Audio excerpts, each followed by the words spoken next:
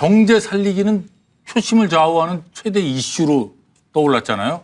더불어민주당의 지방선거 유세단장을 맡고 계신 네네. 평화가 경제다.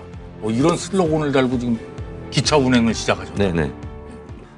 실제로 평화는 밥이다라는 것이 2015년에 목함지뢰 사건이 터졌죠. 예. 판문점에서. 그때 박근혜 정부는 대북 확성기를 설치했고 북한은 그것을 원점 타격하겠다. 그래서 이거 국지전이라도 일어나는 거 아니야? 하고 긴장 상태가 최고조에 이르렀을 때 그때 국가 예산이 우리가 400조 정도 되는데 34조 원이 그냥 날아갔다는 거 아니에요. 그래서 평화는 그냥 평화로 끝나는 것이 아니라 그것이 돈이고 밥이고 경제라는 거예요. 그래서 김대중 노무현 대통령 때 평양에 가서 치킨집을 한 사장님도 있었어요. 그래서 1000개 기업이 524 조치로 완전히 그 1100개 정도 되는 사장님들이 다 신용불량자가 되고 다 쫄딱 망했어요. 그러니까 평화가 깨지면 거기에 관련됐던 유관 산업들도 다 깨지는 거거든요. 그래서 저는 평화가 경제다. 그래서 한반도 평화가 지금 오고 있는데 이것은 경제적으로도 굉장히 좋은 신호가 될 수 있다. 이렇게 생각합니다. 평화가 경제다. 뭐 저도 동의하고요. 맞는 말인데 지금 우리 국민들은 당장 눈앞에서 경제 불황 때문에 신음하고 있는데 정말 좌파적인 방식 생각이에요. 먼 훗날 얘기죠. 아니 북한 가서 통과치할 바에 지금 중국하고 일본 가서 하는 게 빠르죠. 그러니까 지금 당장 먹고 사는 문제에 대한 답을 내놔야 되는 분들이 뭐 평화가 경제다. 그건 그야말로 정치적 아니 레토릭이고. 북한에 가서 사업했던 1000개 이상의 사장님들 필요를 한번 생각해 보세요. 네. 그래서 그런 슬로건으로는 지금 우리 먹지도 않아요. 우리 국민들은. 지금 당장 너무 힘드니까. 그러니까 제가 유세를 가보면 가장 박수가 많이 나오는 거는 문재인 정권의 경제 무능에 대해서 짚으면 가장 많이 박수가 그래서 자유한국당 슬로건이 지금 경제를 통째로 넘기시겠습니까? 이거 아니에요? 그 말이 뭐냐면 조금 표현 자체가 슬로건이랑 슬로건이잖아요. 가장 강하게 다가오기 위해서 이런 슬로건을 쓴 건데 방금 말씀하신 건 똑같은 거예요. 문재인 정권의 이런 정책, 이 정책이 어떻게 보면 민주당 정권에서는 또 올바른 정책을 생각할 수 있지만 저희들이 볼 때는 전혀 올바르지 않은 정책이기 때문에 그것을 견제하고 감시할 수 있는 힘을 주셔야지 이번 지방선거마저 민주당에 압승을 주게 되면 이제 우리들은 완전히 통째로 민주당 정권의 그런 어떻게 보면 저희들이 얘기하는 퍼주기 경제 정책으로 가게 되면 대한민국 경제가 어떻게 될 것이냐라는 절박한 호소를 하는 거죠. 그 호소에 슬로건이 통째로 경제를 포기하시겠습니까? 이 슬로건 마음에 드십니까? 경제를 통째로 넘기시겠습니까? 두 분이 이제 양당을 대표해서 고생을 하고 계시는데 참 죄송한 얘기지만 이번 지방선거는 평화도 아니고 경제도 아니고 그냥 아무것도 아니고 다 끝났어요.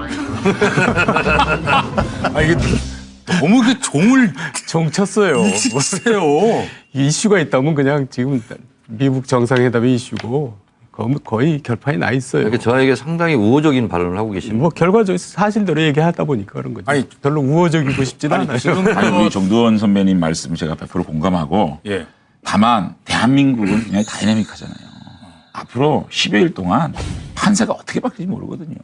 사실 우리 국민들이 일방적으로 밀어주지는 않을 거예요. 반드시 저희들이 많이 못나고 많이 좀 부족하지만 그래도 우리 국민들은 독주하는 건 용서 안 할 것이다. 그래서 저희들이 호흡하고 살 만큼은 주실 거다. 그래서 김성태 원내대표가 살아야 한다 유세다 만들지 않았습니까? 홍준표 대표가 예전에 지방선거 목표를 광역단체 6곳 사수 이거였잖아요. 그러다가 최근에는 이게 좀 달라졌다면요?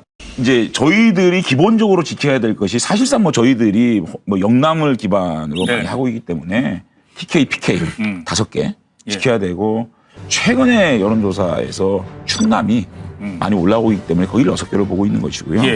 그다음에 최근에 뭐 그 대전 쪽하고 강원도 쪽하고 경기도 쪽이 상당히 좀 이렇게 많이 출렁거려. 저희 뭐 조사로 의하면 좀 출렁거리는 느낌이 있기 때문에 그런 말씀을 하시는 것 같아요.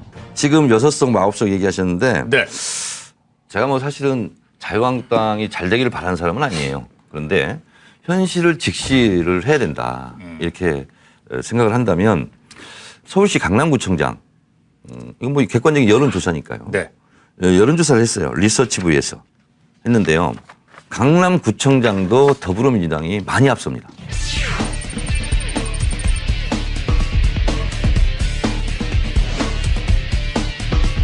이거는요, 굉장히 상징적인 사건이에요. 강남구청장을 민주당 후보가 승리한다.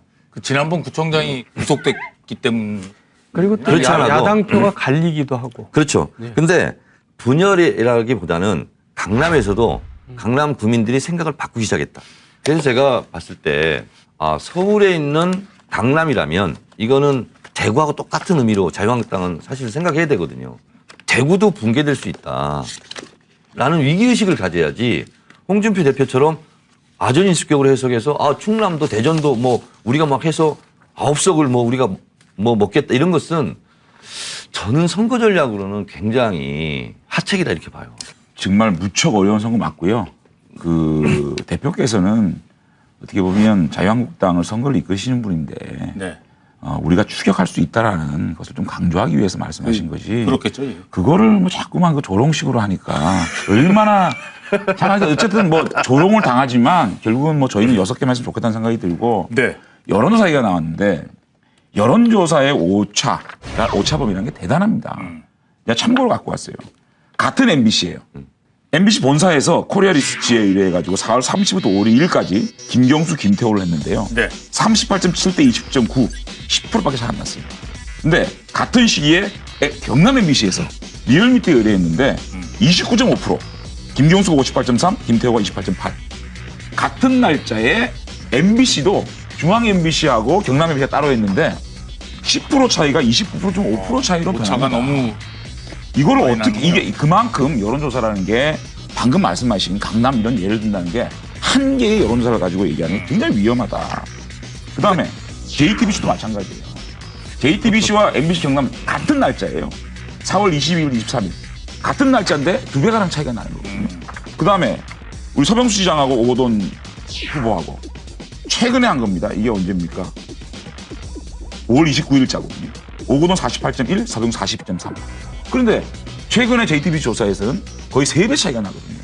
그만큼 이게 여론조사 기관, 시기, 시간 때별로 따라서 굉장히 차이가 나기 때문에 여론조사 추치만 가지고 우리가 압승할 것이다 생각하는 거는 굉장히 큰 오류를 범할 수 있다.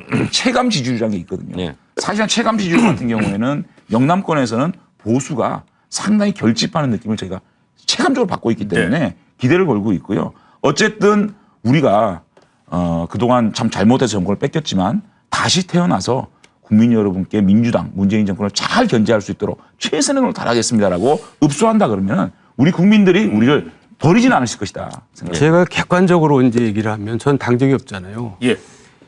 야당에서 이길 때는 지금 2군데밖에 없어요. 대구 경북이에요. 근데 저 대변인 나와 계신데 제주도는 이제 무소속이 뭐 왔다 갔다 하고 있는데 예.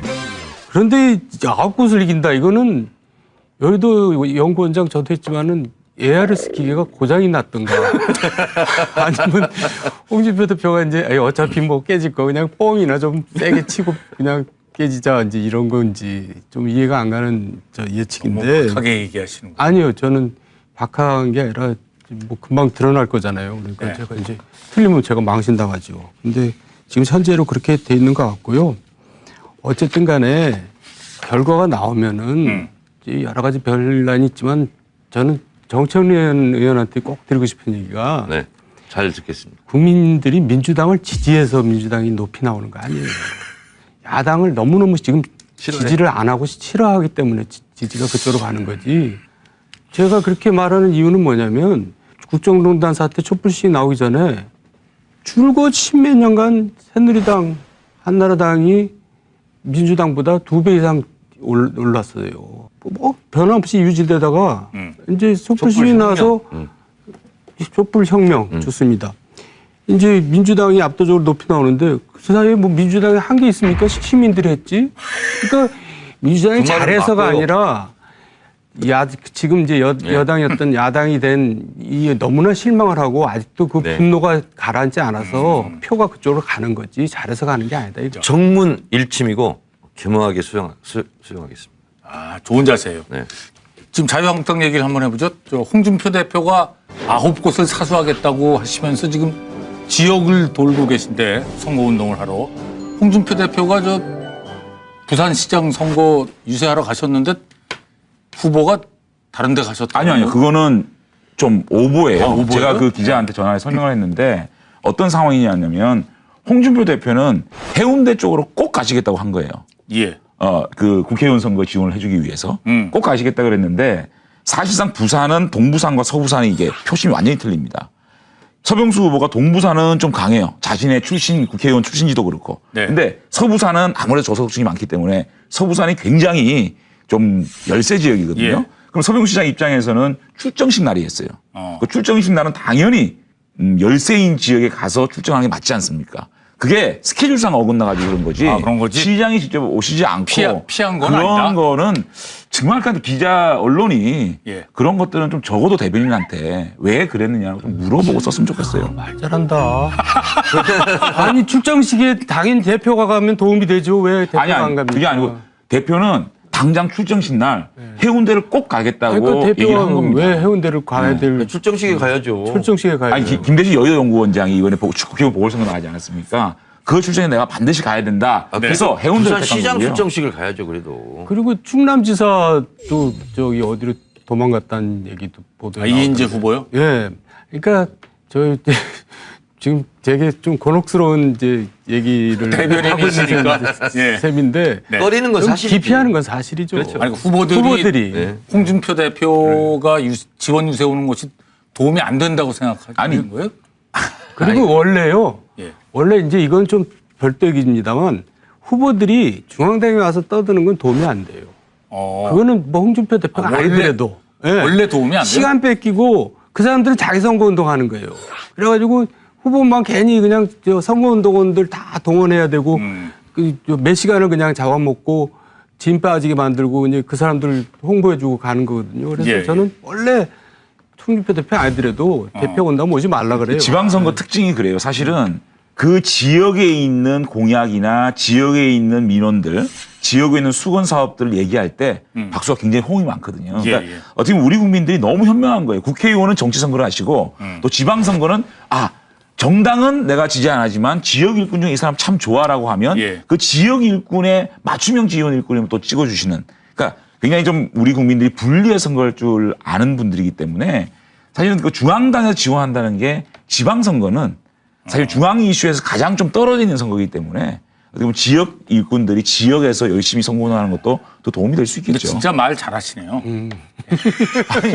아니, 사실을 얘기하는 거니까 말을 잘하는 게 아니라 말은 진실을 담아야. 아니, 이거 미안한 질문 한 가지만 더 드릴게요. 그 지방선거 아직 치르지도 않은데 사실 정우택 의원이 지금 홍준표 대표에게 백의종군하라고 요구를 했잖아요. 당의 중진 의원이 이 지도부 사퇴를 공개적으로 얘기하는 건 이게 어떻게 받아들이셨습니까? 곤혹스럽고요. 또 왜 그런 말을 하시는지는 제가 알겠는데 예. 그럼에도 불구하고 당내 공감대를 좀 많이 얻지 못한 거는 시기적으로 당장 지금 뭐 보름간 선거운동 시작하는데 지도부 물러가라 그러면 자신이 선대위원장 할 겁니까? 그러니까 그런 것도 그런 당에 대한 비판도 소중한 비판이지만은 시기적으로 좀 적당할 때 좀 지금은 해야지. 사실 지금 선거운동 앞두고 당장 출정식 앞두고 당대표 물러가라고 저격하는 거는 사실상 본인의 개인적인 욕심이 아닌가. 선거 이후에 저희가 뭐 만약에 잘못된다 그러면은 자신들이 뭐 자신이 한번 당권을 잡아보겠다는 그런 생각 아니, 때문에 얘기를- 좀 그런 거 아니겠나 싶어요. 이거는 오랜만에 장재현 의원을 제가 편을 들어주고 지지를 하려고 지금. 남의 당 일이긴 하지만 어쨌든 선거 전이라고 그러잖아요. 이 전쟁과도 같은 선거인데 같은 당내에서 사령관을 향해서 저격을 한다. 그것은 어느 당을 떠나서는 해서는 안 되는 일이에요. 그래서 저는 그 부분은 장재원 대변인이 그건 잘 맞받아쳤다. 그리고 그렇게 하면 안 돼요. 그 자체가 해당 행위예요, 사실은. 네. 이 긴장감 높은 선거운동 시간에. 그럼에도 불구하고 개가 짖어도 열차가 간다. 이렇게 얘기하는 것은 좀 과도한 거다. 이런 생각이 들고. 그리고 제가 자유한국당 후보라도 사실상 홍준표 대표는 지원 유세 안 오는 게 맞아요. 왜냐하면 제일 심각한 건 이런 것 같아요. 자유한국당이 진짜 저는 선거운동의 대전략을 바꿔야 되는데 홍준표 대표가 이렇게 말씀하시더라고요. 문재인 대통령 지지율은 사실상 까보면 40%밖에 안 돼. 이렇게 얘기하는 거거든요. 그거는 사실이 아닐 뿐만 아니라 물론 여론조사는 참고용이라 할지라도 예. 그건 아니다는 거고 또 하나는 뭐냐면 문재인 대통령이 출범한 지 1년밖에 안 됐어요. 그리고 또 높은 지지를 가지고 있어요. 문재인 대통령을 공격하는 것은 문재인 대통령을 지지하는 국민들이 공격받는다 이렇게 생각해요. 그래서 결코 그게 득표인이 되지 않거든요. 예전에 새누리당 때 그럴 일도 아닌데 막 읍소하고 뭐 회초리를 맞겠다고 그러고 그랬는데 이번에는 전혀 그런 게 없어요. 오히려 지금 상황에서 국민들이 회초리를 들고 회초리를 때릴 때까지 우리는 그 자리에서 맞겠습니다. 뭐 이렇게 차라리 읍수용, 호소용으로 가는 게 낫지 않을까 이런 생각을 해요. 근데 저는 그 뭐 다 말씀 다 수용을 해야 되고 또 반성해야 될 지점이 많다고 봅니다. 다만 정치인은 잘못한 만큼만 좀 비판을 받아야 되는데 홍준표 대표에 대해서 좀 과잉 비판을 받고 있는 부분이 있습니다. 그러니까 막말 부분도 이제 풀 워딩을 들어볼 부분이 있고 과연 홍준표 대표가 지금 좀 과격한 발언을 하는 것이 그렇게까지 하루 종일 종편에서 그 음성을 틀어놓고 비판을 받아야 될 부분인지. 그래서 비판 받을 정도가 비판인데 당이 워낙 지금 왜소하고 이제 힘이 없다 보니까 한 사람에 대해서 너무 많은 상처를 준 것 같아요. 그런 부분이 안타깝습니다. 저도 그래서 자제해서 비판하고 있습니다. 네.